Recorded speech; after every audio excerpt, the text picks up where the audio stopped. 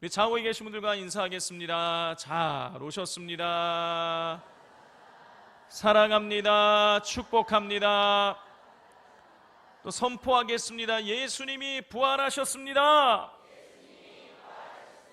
살아계셔서 당신과 함께하고 계십니다. 할렐루야. 지난 주일까지 저희들이 사도행전을 1장부터 이렇게 강의를 해왔습니다.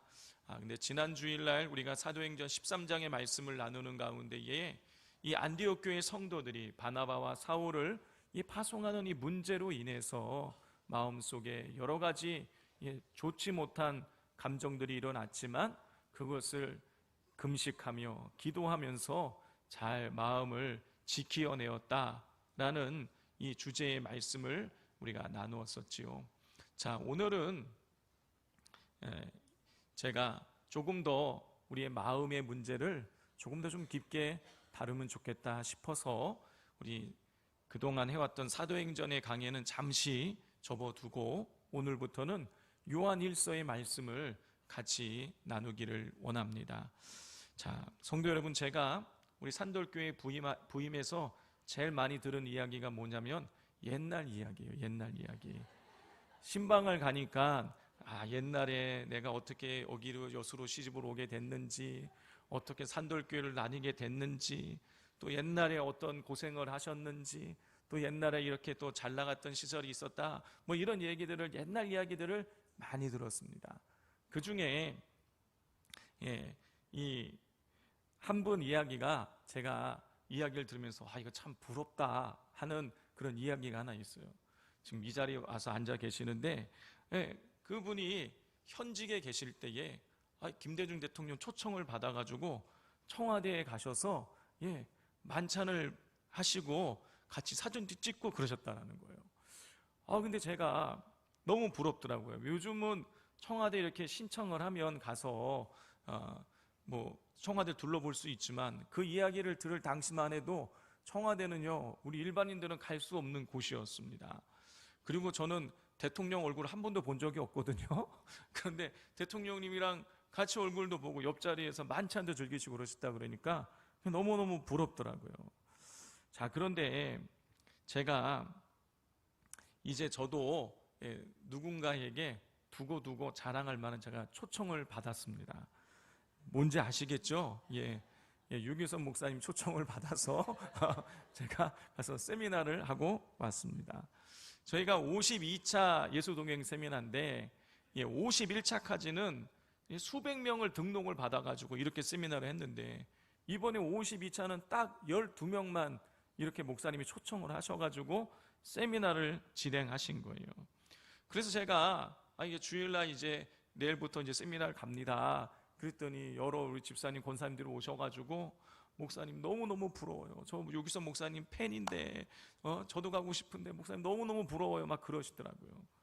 또 세미나에 같이 참석하셨던 목사님 중에 한 분은 추석날 처가댁에 갔다가 근처에 있는 친구 목사님 만나가지고 이렇게 유기선 목사님 초청받아서 세미나하고 왔다 그랬더니 그분이 또 목사님이 너무너무 부러워하더라는 거예요. 제가 이제 두고두고 자랑할 만 하겠죠. 자, 그런데 제가 유기선 목사님이랑 같이 세미나를 다녀오고 나서 저는 내가 유기선 목사님한테 초청받은 것보다 더 놀라운 내가 초청을 받았다라는 사실을 새삼새롭게 깨닫게 되었습니다. 누구의 초청이냐면 만왕의 왕이 되시는 예수님의 초청인 거예요. 마태복음 11장 28절에 보면 수고하고 무거운 짐진 자들아 다 내게로 오라 내가 너희를 쉬게 하리라.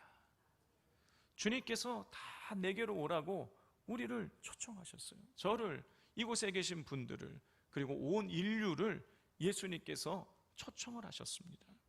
그런데 그 초청에 응하지 않은 사람들이 많이 있었던 거예요. 그래서 예수님께서는 이 사도 요한을 통해서 다시 한번 초청장을 발송을 하셨어요. 그게 바로 이 오늘 우리가 읽었던 요한 1서의 말씀인 것입니다. 자, 사도 요한은요, 요한 1서를 이 편지를 시작을 하면서 예수님이 어떤 분이신지를 먼저 소개했습니다. 우리 1절과 2절을 같이 한번 읽겠습니다. 시작. 태초부터 있는 생명의 말씀에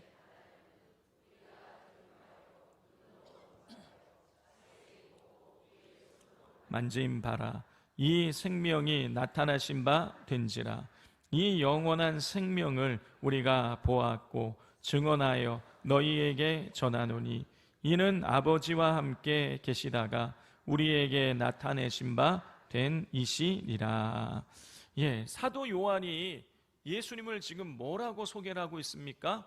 1절에 보면 생명의 말씀이라고 예수님을 소개하고 있어요. 그리고 요한은 말합니다. 그 생명의 말씀을 내가 직접 귀로 들었고 눈으로 보았고 내가 심지어 만지기까지 했다. 그리고 2절에서는 예수님을 뭐라고 소개하냐면 생명이라고 소개를 하고 있어요. 그리고 말합니다. 그 생명이 나타나신 바 되었다. 2절에 보면 그 생명이 나타났다는 이야기를 2번에 걸쳐서 반복하고 있는 것을 우리가 볼 수가 있습니다. 자, 생명이 나타났다. 무슨 뜻일까요? 예수님이, 생명 되신 예수님께서 인간의 몸을 입고 이 땅에 오신 성육신 사건을 말하고 있는 것이에요. 사도 요한이 이렇게 1절에서 예수님은 생명의 말씀이다, 2절에서 예수님은 생명이다 라고 이렇게 소개하고 있는데, 이걸 통해서 요한이 말하고 싶은 것이 무엇일까요? 반복되는 말이긴 하지만 예수님이 생명이시라는 거예요. 그리고 그 생명이 우리에게 오셨다, 이거를 요한이 지금 말하고 싶은 거예요. 자, 그러면 생명 되신 예수님께서 이 땅에 오신 이유가 무엇일까요? 생명 되신 예수님께서 이 땅에 오신 이유는요, 우리에게 생명을 주시기 위해서인 거예요. 여러분, 죽음은 우리에게 생명을 줄 수 없습니다. 생명이 생명을 낳는 것이에요. 예수님은 생명이시기에 생명을 나누어 주기 위해서 우리에게 오신 거예요. 요한복음 10장 10절입니다. 도둑이 오는 것은 도둑질하고 죽이고 멸망시키는 것뿐이요, 내가 온 것은 양으로 생명을 얻게 하고 더 풍성히 얻게 하려는 것이라. 예수님께서는 당신께서 이 땅에 오신 이유가 사람들에게 생명을 주기 위해서라고 밝히고 계세요. 사도 요한은 이렇게 예수님께서 생명 주시기 위해서 이 땅에 오셨다라는 것, 다시 말해서 우리를 생명으로 예수님께서 초대하셨다라는 것을 이렇게 표현을 하고 있어요. 우리 3절 말씀 같이 읽겠습니다. 우리가 보고 들은 바를 너희에게도 전함은 너희로 우리와 사귐이 있게 하려 함이니 우리의 사귐은 아버지와 그의 아들 예수 그리스도와 더불어 누림이라. 사도 요한은요, 자신이 예수님을 보고 예수님의 말씀을 들은 것을 전하는 이유가 뭐냐? 나와 사귐이 있게 하기 위해서라는 거예요. 그런데 나와 사귐은, 이 사귐은 하나님과 예수님과 더불어 누리는 사귐이라는 것입니다. 무슨 뜻이냐면, 사도 요한은 자신이 생명 되신 예수님을 이렇게 소개하는 이유가 너희가 하나님과 예수님과 사귐을 갖게 만들기 위해서라는 거예요. 지금 사도 요한은 생명 그 자체이시고 당신의 생명을 주기 위해서 이 땅에 오신 예수님에게로 사람들을 초청하고 있는 것이에요. 여러분, 그 초청에 응하여 예수님께 나아가는 사람은 예수님과 사귐을 갖게 되고, 그리고 예수님 주시는 생명을 얻게 되는 거예요. 자, 그렇다면 생명 되신 예수님께서 우리에게 생명을 주기 위해서 오셨다고 그러셨는데, 예수님 주시고자 하시는 그 생명은 무엇일까요? 여러분, 우리는 생명 그러면 우리의 목숨을 생각해요. 여러분, 맞습니다. 우리의 코끝에서 호흡이 끊어지면 여러분, 그때 우리는 생명이 떠나고 생명이 끊어지고 우리는 죽게 되는 거예요. 우리의 목숨이 생명이에요. 그런데 예수님께서 주시고자 하시는 생명은요, 우리의 목숨뿐만이 아니에요. 예수님이 말씀하시고자 하시는 그 생명의 궁극적인 의미는 뭐냐? 구원을 의미하는 것입니다. 요한복음 10장 9절 10절 말씀이에요. 우리 다 같이 한번 같이 읽어보겠습니다. 시작. 내가 문이니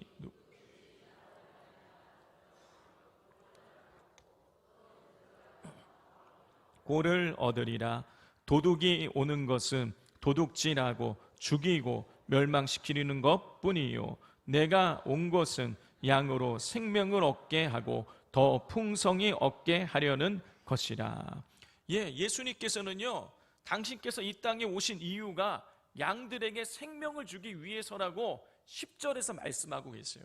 근데 이 말씀을 하시기 전 그 9절에서 뭐라고 말씀하시면, 내가 문이니 누구든지 나로 말미암아 들어가면 구원을 받게 된다고 말씀하시는 거예요. 나를 통하여 너희가 구원을 얻게 된다. 나는, 그리고 나서 말씀하신 게, 나는 생명을 주기 위해서 왔다. 그러니 예수님 말씀하시는 그 생명이 뭐냐? 바로 구원을 의미하는 거예요.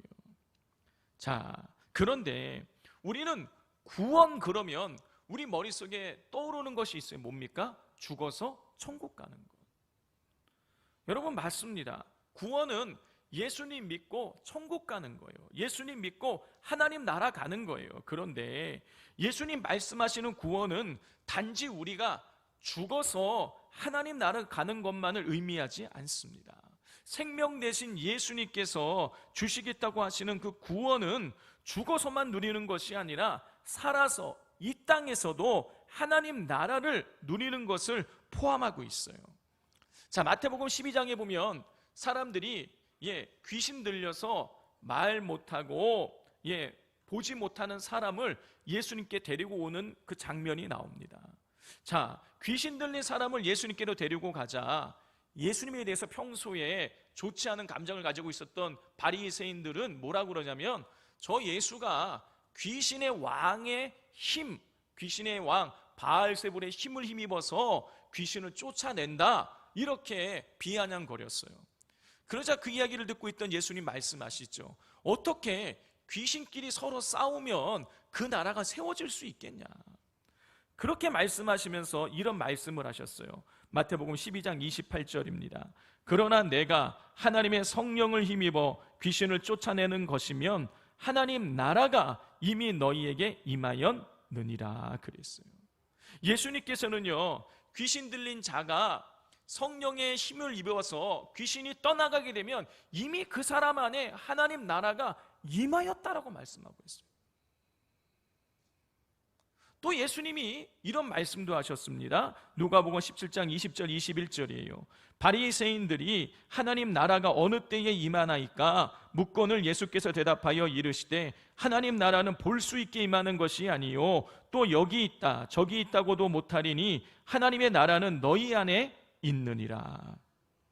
예수님께서는요, 하나님 나라가 어떤 다른 곳에 있는 것이 아니라 바로 너희 안에 있다고 말씀하셨어요. 여러분, 성령을 통해서 귀신이 떠나가면 그 사람 안에 이미 하나님 나라가 임하였다. 하나님 나라는 너희 안에 있다. 여러분, 예수님이 말씀하시고자 하시는 이 하나님 나라는 무엇일까요? 죽어서 가는 천국을 말하는 것이 아니에요. 살아서 우리 마음속에서 누리는 천국을 말하고 있는 것입니다. 여기까지 우리가 내용을 정리하면, 예수님께서 이 땅에 생명을 주기 위해서 오셨는데 예수님께서 주시겠다고 하시는 그 생명이 궁극적으로는 구원을 의미하는 거예요. 그리고 그 구원은 우리가 죽어서 가는 천국만을 의미하는 것이 아니라 이 땅에서 우리 마음의 천국의 삶을 누리는 것을 의미하는 것입니다. 여러분, 그렇습니다. 예수님께서 말씀하신 생명, 즉 구원은 죽어서만 누릴 수 있는 것이 아니라 우리가 살아서 우리 마음속에서 누릴 수 있는 것이에요. 그렇다면 예수님께서 우리에게 주시고자 하시는 그 구원, 그 생명은 구체적으로 어떤 것을 말하고 있는 것일까요?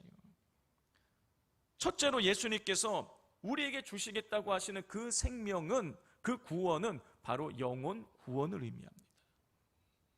예수님께서 십자가에 달리셨을 때 예수님 좌우편에 강도 두 사람이 같이 매달렸지요. 자, 그런데 한쪽 강도가 예수님을 보고 막 비난했어요.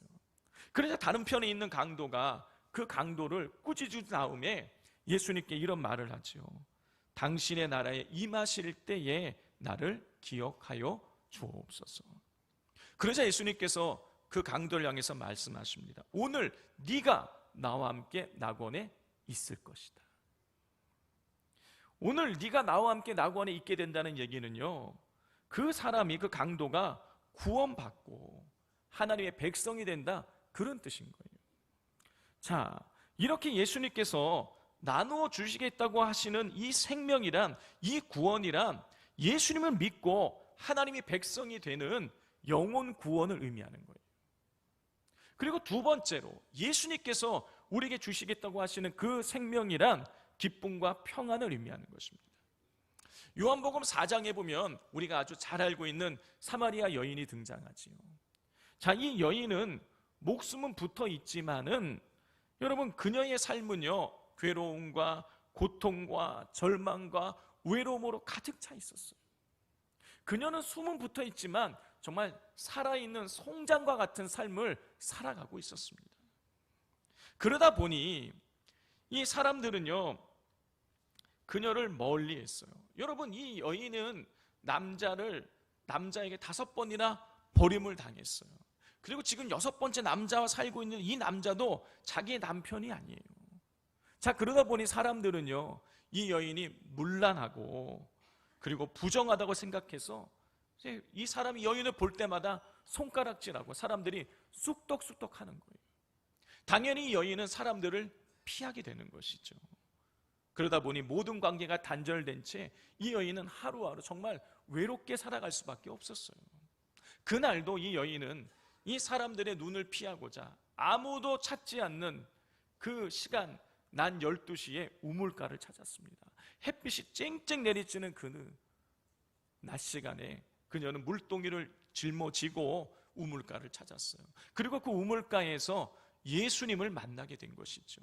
그녀는 예수님과의 대화를 통해서 예수님의 생명을 부여받게 되었습니다. 그러자 그의 삶이 편하게 되었어요. 요한복음 4장 28절 29절입니다. 여자가 물동이를 버려두고 동네로 들어가서 사람들에게 이르되 내가 행한 모든 일을 내게 말하는 사람을 와서 보라, 이는 그리스도가 아니냐 하니. 예수님과의 대화를 통해서 생명을 얻게 된 이 여인은요, 물동이를 그 우물가에 버려둔 채 자신이 그토록 피하고 멀리하던 사람들을, 동네 사람들을 자기가 직접 제 발로 찾아가서 예수님이 그리스도다라고 증거했어요. 근데 뭐라고 증거했냐면 그분이 내가 행한 모든 일을 내게 말하였다.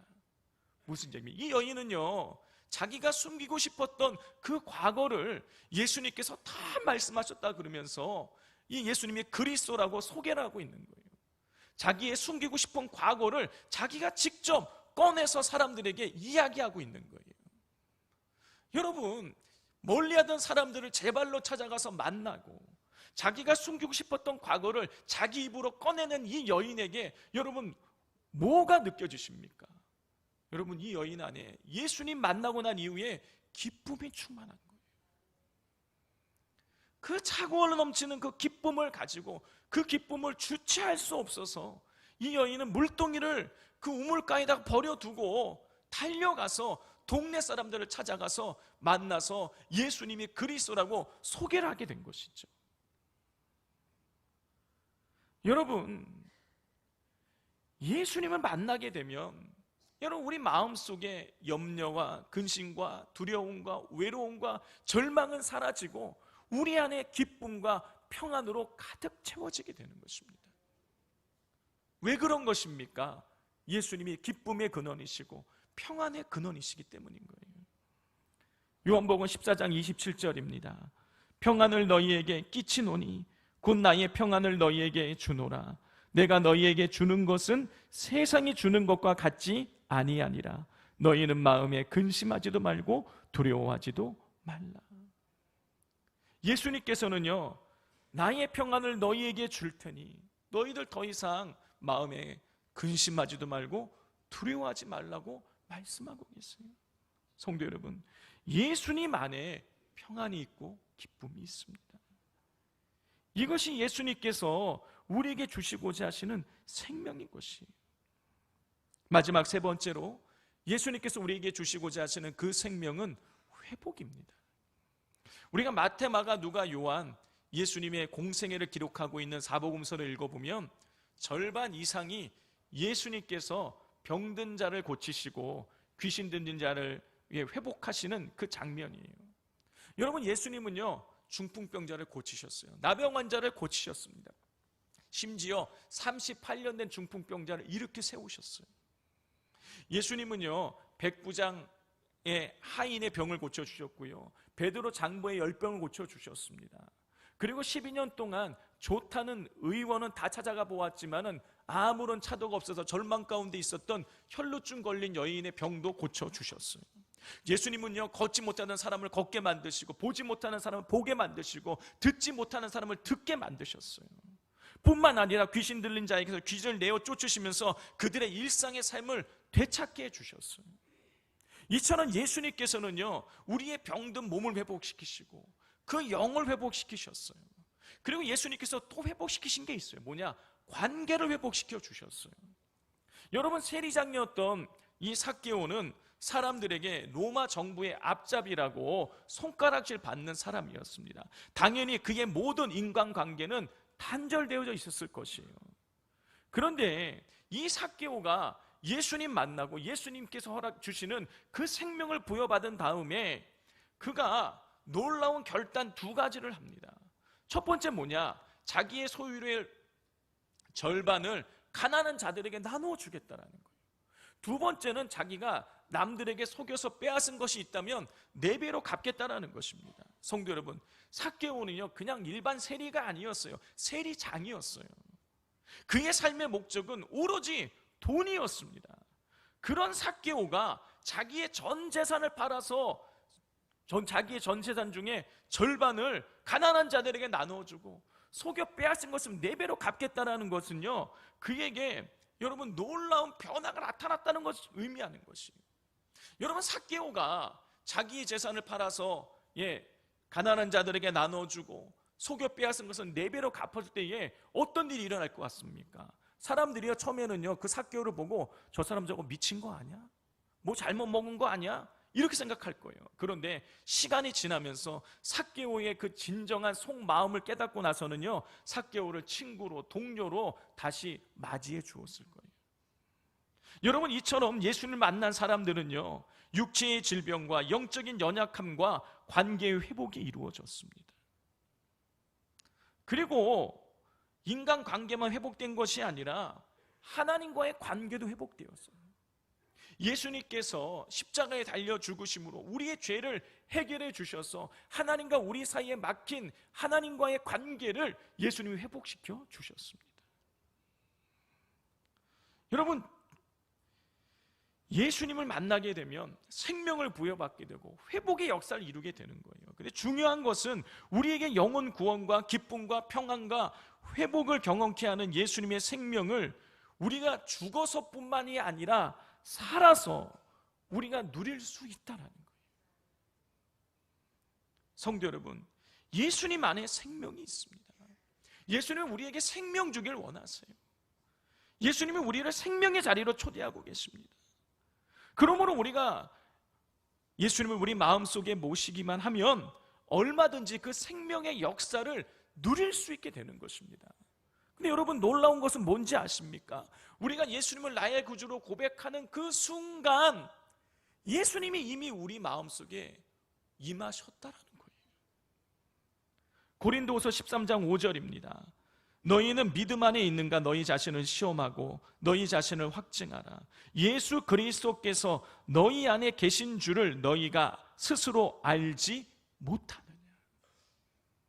사도 바울은요 고린도 교회 성도들을 향해서 예수님께서 너희 안에 계신 줄을 너희가 스스로 알지 못하냐라고 반문했어요. 성도 여러분, 예수님께서 우리 성도님들 안에, 성도님들 마음속에 계신 줄을 알고 계십니까? 여러분, 이것을 믿든지 안 믿든지 그거에 상관없이 예수님을 내가 믿고 있다라면 예수님이 이미 내 안에 거하고 계신 거예요. 여러분, 이것은 이미 이루어진 일이에요. 그리고 우리 안에 거하시는 예수님께서는요, 우리에게 생명 주기를 원하고 계세요. 우리를 생명의 자리로 초대하고 계십니다. 예수님께서는 우리에게 구원과 기쁨과 평안과 회복이라는 생명을 나눠주기를 원하고 계세요. 이러한 생명의 역사를 우리가 누리는 방법은 아주 쉽습니다. 뭐냐? 수고하고 무거운 짐진 자들아, 다 내게로 오라라는 예수님의 초대에 응하는 것이에요. 그리고 주님 앞으로 나아가서 우리가 주님과 사귈 때에, 주님과 교제할 때에 여러분, 그 생명을 우리가 누릴 수가 있게 되는 것입니다. 자, 그러면 주님과 우리가 어떻게 교제하고 어떻게 사귐을 가질 수 있는 것일까요? 예, 우리가 말씀과 기도를 통해서요. 오늘 보면 1절에 보면 이 사도 요한은 예수님을 생명의 말씀이라고 소개하고 있어요. 여러분, 그렇기에 우리가 말씀을 읽고 묵상하고 그 말씀을 부여잡고 기도할 때에 우리가 주님과의, 내 안에 거하고 계시는 주님과의 친밀한 교제를 나누고 그 생명을 받아 누릴 수 있게 되어지는 것입니다. 요즘 저는 매일매일 말씀을 읽고 묵상하고 그 말씀을 가지고 기도하고 있습니다. 그냥 큐티하는 정도가 아니라 내가 읽은 그 말씀이 내 삶에 그대로 이루어질 것을 믿고 주장하면서 주님께서 그렇게 행하실 것을 기대하면서 이 말씀을 읽고 기도하고 있어요. 제가 금요일 저녁 때에 예수동행 일기를 쓰면서 말미에 제가 이런 글을 남겨놓았습니다. 요즘 주님을 생각하면 눈물이 난다. 너무나 감사하다. 또 한 가지 감사한 것은 다른 것이 아니라 주님 한 분을 간절히 바라게 된 것이다. 이제 다시는 옛날로 돌아가기 싫다. 그건 너무 끔찍한 일이다. 이제 겨우 시작이지만 주님 한 분만을 바라는 이 마음이 변치 않기를 간절히 소망합니다. 성도 여러분, 참으로 부끄럽게도 저는 지난 50년이 넘는 시간 동안 예수님을 믿어왔지만 예수님과의 친밀한 사귐, 교제가 없었어요. 아니, 보다 정확하게 말씀을 드리자면 저는 예수님과 친밀한 사귐이 있는 줄 착각하며 살아왔어요. 그런데 뒤를 돌아보니 예수님과의 친밀한 사귐이 없었어요. 당연히 예수님과의 사귐을 통해서 주어지는 생명이 내 안에 없었습니다. 왜냐하면 예수님이 내 안에 거하고 계시는 이 사실을 늘 망각하고 살았기 때문이에요. 그런데 조금씩 주님께서 내 안에 이미 임하여 계시고 내 안에 생명 되신 주님이 계시다라는 것을 내가 날마다 인식하고 고백하며 그 주님과 동행하는 삶을 살아가다 보니, 주님과 교제를 이어가다 보니 여러분, 그 생명이 저에게로 흘러 들어옴을 제가 경험하게 됩니다. 분명 제가 다시금 초점이 흐려져서 주님을 놓치는 순간이 있겠지만 분명한 것은 예수님과 동행하고자 하는 이 방향은 변치 않을 것이라는 거예요. 성도 여러분, 예수님은 생명이십니다. 그 생명 되신 예수님께서 여러분 안에 거하고 계세요. 그 주님께서 우리를 생명의 자리로 초대하고 계십니다. 내 안에 계신 그 주님을 우리가 날마다 기억하면서 주님과 동행하며 그 말씀을 가지고 묵상하며 기도하며 주님과 교제한다라면 여러분, 주님께서 우리에게 허락하시는 그 생명을 누릴 수 있습니다. 더 이상 우리가 마음속에서 올라오는 그 문제들로 인해서 여러분 자유하게 되는 거예요. 감히 말씀드리자면 제가 예수님이 내 안에 계시다는 것을 제가 인식하면서 제 안에 일어난 변화 중에 하나가 뭐냐면 더 이상 문제를 가지고 기도하지 않게 되었다는 거예요. 주님 한 분이면 족하게 되어지는 제 마음의 변화를 보면서 저도 놀라고 있습니다. 여러분, 주님이 우리 안에 계십니다. 그 주님을 우리가 동행한다면, 그 초대에 응하면 여러분 안에도 더 이상 마음의 문제로 여러분 어려움 당하지 않아도 돼요. 주님 한 분만으로 족하게 되는 역사를 누리게 되어질 것입니다. 기도하겠습니다. 하나님 아버지, 이 시간 주님이 생명의 말씀이시고 주님이 생명 그 자체이시고 우리에게 생명 주기 위해 이 땅에 오셨고 이미 우리 안에 거하고 계시다는 사실, 우리를 생명의 자리로 초대하고 계시다는 사실을 이 시간 저희들 말씀을 통해 깨닫게 됩니다. 주님의 그 음성에, 주님의 그 초청에 저희들 귀를 기울이게 하시고 날마다 말씀과 기도를 통하여 주님의 초청에 응하여 나아감으로 주님과의 친밀한 교제 속에서 생명을 얻어 받아 누리게 하여 주시옵소서. 예수님의 이름으로 기도드립니다. 아멘.